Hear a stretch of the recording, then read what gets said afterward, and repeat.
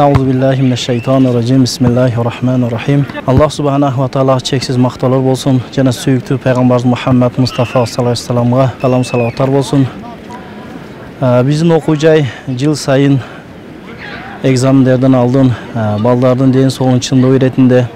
Jana tarbiyalik manide ekskursiya uyuşturup turat. Bu yılda mana 2022-23 okuu yılına karata okuu yılda бүтүп атат. Жақында біздің жайқы сынақтар башталат. Ошол жайқы сынақтарда студенттерибиз ийгиликтүү сынақтар тапшыруу үчүн бир аз болсо да балдар эс алып, тарбиялык жактан бир аз ийгиликтерге жетиш үчүн балдарды биз экскурсия алып чыкканбыз. Бүгүнкү экскурсияда балдар көптөгөн ийгиликтерге жетишти. Бул экскурсиядан максат балдарды туура тарбиялоо, дени соолун чың кылуу, келечекте кийинки муундарга да ушул Пайгамбар саллаллаху алейхи ва саллям көрсөткөн сүннөттү жеткирүү максатында биз бул жыл сайын бул экскурсияны уюштуруп турабыз. Бүгүнкү экскурсияда балдарыбыз, студенттерибиз футбол мелдеши болду, волейбол мелдеши болду бул жерде.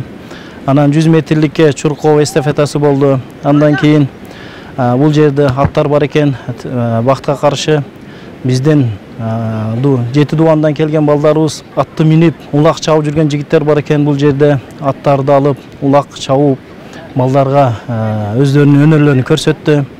Андан тышкары аркан тартуу оюну болуп өттү. Ар бир курстар ортосунда бул мелдештер болуп өттү.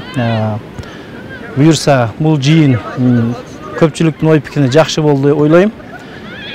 Көптөгөн ийгиликтерге жетти жигиттерибиз. Бул жыйын жыл сайын өткөрүлүп турат.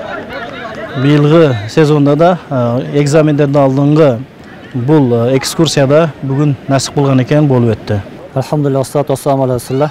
Бүгүн Алла Таала насип кылып, жалпы институтубуз менен жалпы устаздар, жалпы талабалар болуп, ушул табиятка экскурсия кылып чыктык. Алхамдулилlah, өтө жакшы эс алуу болду.